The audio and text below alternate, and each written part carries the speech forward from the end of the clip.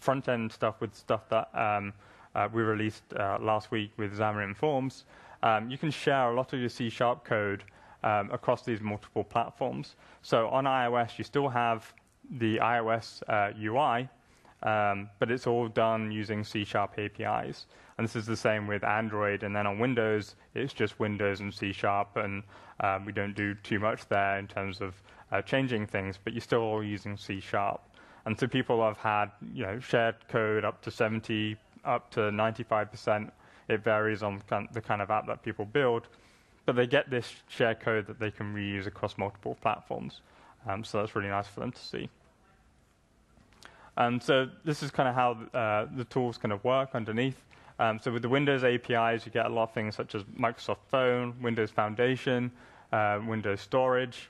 But then you get the base class libraries, so stuff you're familiar with, such as system.net, system.io, system.xml. That all exists within the Windows API section. With Xamarin, you get all the iOS-specific stuff. So you have iBeacons, or you have MapKit, or you have the UI kit.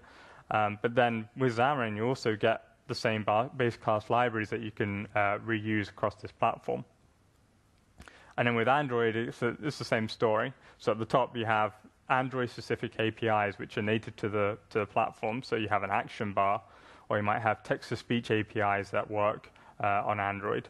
But then you still have system.net, system.io, system.link, and there's many other more. This is just a few, just to give you an idea. And so that's how the Xamarin tools work. So you have C# and you have a .NET runtime that runs on the device. And you get native UI and native performance on these devices. And you can see this is running as an ARM binary. And then on Android, you have